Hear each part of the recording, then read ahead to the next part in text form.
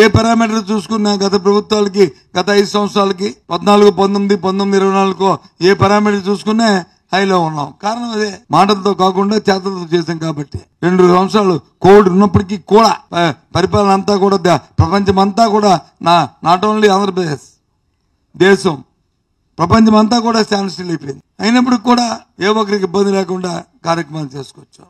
చిన్న ఉదాహరణ, ఈ 9 నెలల కాలంలో 5 సంవత్సరాల్లో ఎంతమంది హాస్టల్స్ లో గానీ, స్కూల్స్ లో గానీ మధ్యాహ్న భోజనం కానీ, లేదు హాస్టల్లో పెడుతున్న పిల్లలకి ఇస్తున్న ఆహారంలో గానీ, అందులో అలిటేషన్ అయిందని చెప్పి హాస్పిటల్ చేరారు.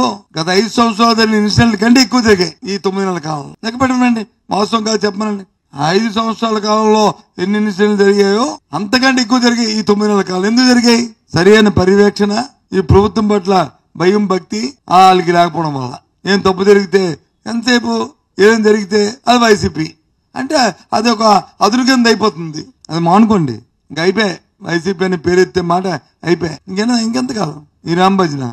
వారానికి ఒక ఇన్సిడెంట్, ఓ రోజు వైజాగ్లో జరిగితే, ఓ రోజు శ్రీకాకుళంలో జరిగితే, ఓ రోజు అనంతపురం జరిగితే, ఓ రోజు గుంటూరులో జరిగితే సరే ఎంతసేపు వాడిని అరెస్ట్ చేస్తాం, వీళ్ళని అరెస్ట్ చేస్తాం, వాడిని ఇది అది ఇది ఇవన్నీ రొటీన్ జాబ్. అవి దానికి అంత పబ్లిసిటీలు, దానికి అంత ఈ ప్రాధాన్యతలు, దాని మీద అంత ప్రత్యేకమైన ఫోకస్ అవసరంలే. ఈ రాష్ట్రంలో 5 కోట్ల మందికి జరిగే ఏదైనా మంచి అనుకుంటే ఆ మంచికి తగ్గ కార్యక్రమాన్ని చేస్తూ వ్యవస్థని గాడిలో పెట్టి వ్యవస్థని సక్రమంగా తీసుకెళ్లే ఏ కార్యక్రమం చేసినా అది కావాలి, ప్రజలు కోరుకుంటారు తప్ప కక్షపూరితమైన వ్యవహారాలను ప్రజలు కోరుకోరు. సరే, మీ విధానం అయితే ఇంకో 4 సంవత్సరాలు పోయిన తర్వాత ఎన్నికలు వచ్చినప్పుడు ఆ విధానం ఆలోచించుకుందాం. ఎవడు దానికి కాదనలేరు. మీ విధానం మనకు ఉన్నప్పుడు, ప్రజలు మీకు మ్యాండేట్ ఇచ్చినప్పుడు మీ కార్యక్రమం చేస్తున్నా చట్టపరంగా ఏమైనా దాని నుండి చట్టపరంగా ఆలోచన చేసుకుంటాం. నిన్నగా మొన్న హైకోర్టు కూడా అభ్యసించింది. మీ ఎస్టిమేట్ పోలీసు వ్యవస్థ పరిధి దాటిపోతుందని చెప్పింది. ఆ కామెంట్ చూస్తే బాధ అనిపించట్లేదు ప్రభుత్వానికి. ఇది కంటిన్యూ ప్రాసెస్, అది జరగట్లే. ఇంత చెప్పారు. నేను మళ్ళీ అడుగుతున్నాను, విశాఖపట్నంలో గత ప్రభుత్వంలో తెలుగుదేశం పార్టీ హయాంలో 14, 19లో భూముల కుంభకోణం మీద సిట్టేశారు. ఆ తర్వాత వైసీపీ ప్రభుత్వం వచ్చి దాన్ని కూడా పొడిగించింది. ఆ సిట్దార్ రిపోర్ట్ ఆ ప్రభుత్వం పడలేదు, ఈ ప్రభుత్వం పడలేదు. కానీ అంకురార్పణ చేసింది మీరే కదా. ఇప్పుడు చేయండి, దాన్ని ఓపెన్ చేసి మీరే కదా దాన్ని ఫ్రీ హోల్డ్ భూములు అవి చేయండి. ముందు అది ఓపెన్ చేసి అది బయట పెట్టి ఆ తర్వాత ఫ్రీ హోల్డ్ చేయండి. చేయలేరు మీరు, ఎందుకంటే మీ మాటల్లో ఉన్నంత పటుత్వం చేతల్లో లేదు. మాటలు దేనికంటే పబ్లిసిటీ కోసం, చేతలు దేనికంటే ప్రక్రియ జరపడానికి. అందుకు ఈ కార్యక్రమం. అది కరెక్ట్ కాదు. ఈ ప్రభుత్వం సూటుగా ప్రశ్నిస్తున్నాం. అయ్యా, మీ మాట్లాడుకుంటారో, ఎక్కువ మాట్లాడుకుంటారో, రివ్యూలు గంటలు చేసుకుంటారో, రోజులు చేసుకుంటారో, పడతారో, మీ స్టైల్ మీది. కానీ ప్రజల తరఫున మా డిమాండ్ ఏంటంటే, ఇచ్చిన మాటల్ని, ఇచ్చిన వాగ్దానాలని ఎప్పుడు లోపల నెరవేరుస్తారు. ఏదైతే ఫ్రీ హోల్డ్ భూముల మీద వచ్చి పెద్ద కుంభకోణాలు జరిగిపోయాయని చెప్పని మీరు ఏదైతే ఆపాదించారో అది ఎప్పుడు లోపల అవన్నీ కూడా బయటపడతారు చెప్పండి. దయచేసి మబ్బు పెట్టకండి, సూటిగా ప్రశ్నిస్తున్నాం. ఎప్పుడు లోపల సామాన్యులకు వచ్చి 5,000 నోట్లోకి వెళ్లే పరిస్థితిని ఈ రాష్ట్రంలో కల్పిస్తారు, ధరలను అదుపు చేస్తారు. సరే, మీ పాలసీ మీది. అంతకుముందు గత ప్రభుత్వంలో, వైసీపీ ప్రభుత్వంలో లిక్కర్ అంటే ధరలు వచ్చే షాక్ కొట్టినట్టు ఉండాలనేది, కొంచెం లిక్కర్ కొంచెం తగ్గించాలనేది గత ప్రభుత్వం తాలూకు పాలసీ. సరే, దాన్ని ఆమోదించలేదో పక్కన పెడితే ఈ ప్రభుత్వంలో ధరలు తగ్గించాలి, ప్రజలకి మన మధ్యాహ్నం అందుబాటులో తీసుకురావాలి, 100 రూపాయలకి మించకూడదు, ఎక్కువగా తాగించాలనేది మీ పాలసీ. అది ఎన్నాళ్ళు?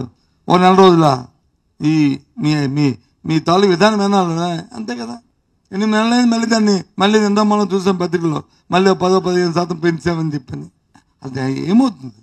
ఎంతసేపు ఏదైనా డిస్కషన్ చేస్తే ఓ బుడద తల్లిసి దాంతో ఆ రోజు పబ్బ గడిపడం చాలా కష్టంగా ఉంది.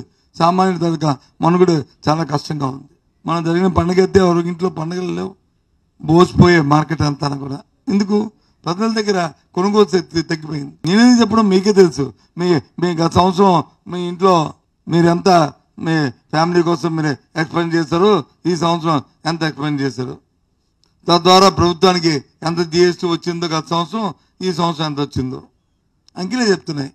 మనం ఏం ప్రత్యేకించి దాన్ని ఫ్యాబ్రికేట్ చేసి అవే పెట్టించుకొని అవి రాయక్కర్లే. అందుకే ఈ సమావేశాన్ని మీ ద్వారా ప్రభుత్వం ప్రశ్నించడానికే ఇవాళ ఈ సమావేశం పెట్టాం. ప్రత్యేకించి ఒక అంశం కాకుండా ఈ ప్రభుత్వం మాటలతో తప్ప చేతల్లో కనిపించట్లేదు. సమీక్షలకు ఇస్తున్న సమయాన్ని ఆచరణలో జరగడానికి సమయం కేటాయించట్లేదు. ఈ 9 నెలల కాలం ఈ ప్రభుత్వం వృధా చేసింది. ఒకసారి ఒక మానవుడి తాలూకా మన తాలూకా వ్యవస్థలో ఒక పక్కకి వెళ్తే మళ్ళీ దాన్ని లైన్లో పెట్టడానికి ఇంకో 6 నెలలు ఇంకో సంవత్సరం పడుతుంది. కాబట్టి ఇది కాదు విధానం. ఎంతసేపు బయటపడిన ఆడిపోసుకోవడం కంటే గురువింద కింద మచ్చులాగా వచ్చి సామెతలా కాకుండా దయచేసి మీరేం చేస్తున్నారో ఒకసారి ఆలోచన చేసుకుని విమర్శలు తగ్గించి పరిపాలన సమయం ఇచ్చి పెరిగిన ధరల్ని మీరు పెంచుతున్న ట్యాక్సెస్ని పన్నుల్ని రాబోయే కాలంలో పెరుగుతున్న విద్యుత్ కోతల్ని పవర్ కట్స్ని ప్రయత్నం ఆపమని మా తాలూకా విజ్ఞప్తి ప్రతిపక్ష పార్టీగా మేము కోరుతున్నాం. ఓకే, బ్యాక్ బుక్ పక్క పడేస్తే మీరే మీ ప్రశ్నలోనే ఆన్సర్ ఉంది. కేసు వెనక్కి తీసుకుని మనం అరెస్ట్ చేసిన మీరే అంటున్నారు కదా, నేను చెప్పడం ఎందుకు? మరి ప్రశ్న ఆన్సర్ మీరే ఇచ్చారు కదమ్మా, మరి దాని మీద నేను కామెంట్ ఎందుకు? ఏది ఏంటి కోలుకోలేకపోతుంది? చేతకానుడు ఏం మాట్లాడతారు, చేత కాకపోతే ఏదైనా మాట్లాడచ్చు. ఏంటి విధ్వంసం? మీరు రాష్ట్రం అంతా వదిలేద్దాం, రాష్ట్రం అంతా పక్కన పెడదాం. మనం విశాఖపట్నంలో బతుకుతున్నాం, విశాఖపట్నం సిటీలో బతుకుతున్నాం, విశాఖపట్నం జిల్లాలో బతుకుతున్నాం. ఇక్కడ చెప్పండి విధ్వంసం ఏంటో, కొన్ని రాష్ట్రంలో చెప్పండి, నేను చెప్తాను. రుషికొండ విధ్వంసమా? అది ప్రభుత్వ కట్టడం. ఇప్పుడే పర్యావరణం ఏంటి? అది అక్కడ ఏముండేది మీకు? అక్కడ ఏముండేది? రుషికొండలో ఒక టూరిజం గెస్ట్ హౌస్ ఉండేది.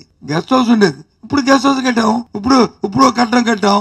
అంతేగా, అంతకంటే ఏముంది? అంతకంటే తేడా ఏంటి ఉందంట? ఏదమ్మా, ఎవరో ఒకరు ఇది తెలిస్తే తప్పే ఉంది. ప్రభుత్వ భవనం తప్పే ఉంది. దాని తెలుగు ప్రభుత్వ భవనమా లేకపోతే ప్రైవేట్ ఆస్తి? అది ఎవరు చెప్పారు? కోర్టు చెప్పండి. నాకు తెలియదు. యుద్ధం జరిగింది, చేసిన వాళ్ళని చర్య తీసుకొని చూపెట్టండి. నాకు తెలియదు. ఇగో సింగ్ టొట్టని ప్రతి ఓడి వద్దానికి వెళ్తారు. అది కాదు కదా. ఏదమ్మా, ఎవరి మీద? నీ మీద, నా మీద? ఎవరి మీద వేశారు? ఎవరు వేశారు చెప్పు? దేనికి వేశారు? దేశం మొత్తం మీద, రాష్ట్రం మొత్తం మీద జరిగిన కానీ దేనికి వేశారు చెప్పు? నేను రుషికొండ మీద అది ప్రభుత్వ భవనాలు, దాన్ని వినియోగించుకోలేకపోతే ప్రభుత్వం తరగా అది అసమ్మతత, అది ప్రభుత్వ అసమ్మతత. అక్కడ ఏదైనా కట్టడాల్లో ఏవైనా సరే అవినీతి జరిగితే చర్య తీసుకోండి, అభ్యంతరం లేదు. ఇది ఇవాళ నేను చెప్పిన మాట కాదు, అధికారం ఉన్నప్పుడు కూడా చెప్తున్న మాట. గత 2 సంవత్సరాలుగా పదేగా మీరు అడుగుతున్నప్పుడు నేను చెప్తున్న మాట. క్యాబినెట్లో అప్పుడున్న ప్రభుత్వంలో ఒక భాగస్వామి క్యాబినెట్ మంత్రిగా అదే కొనసాగిస్తూ ఇప్పుడు కూడా అదే చెప్తున్నా. ఎలా చూస్తా చెప్పు? ఇప్పుడు ఎలాగైపోయిందంటే రాజకీయ పార్టీలాగే మీ తాలూకా ఛానల్స్ కూడా తయారైపోయాయి. రాజకీయ పార్టీకి ఎలాగే తుప్పీలు ఉంటాయో ఒక భాష, అలాగే ఏబిఎన్ కోటి ఉంటుంది, అలాగే ఈనాడు కోటి ఉంటుంది, సాక్షి కోటి ఉంటుంది. ఏంటి మీ తాలూకా అభిప్రాయాలు మీకు ఉంటాయి. ఏదేమైనా సరే ఆ అరెస్ట్ అనేది దాన్ని తీవ్రంగా ఖండించవలసిన అవసరం ఏంటి? ఒక పార్టీ ఆఫీస్ మీద వచ్చి ఆ అమ్మాయి చెప్పింది, ఆ సోదరు చెప్పింది, ఆ కేసీఆర్ లేనప్పుడు ఇంకేడుస్తారని. మరి ఇంకా అయిపోయిందంటే.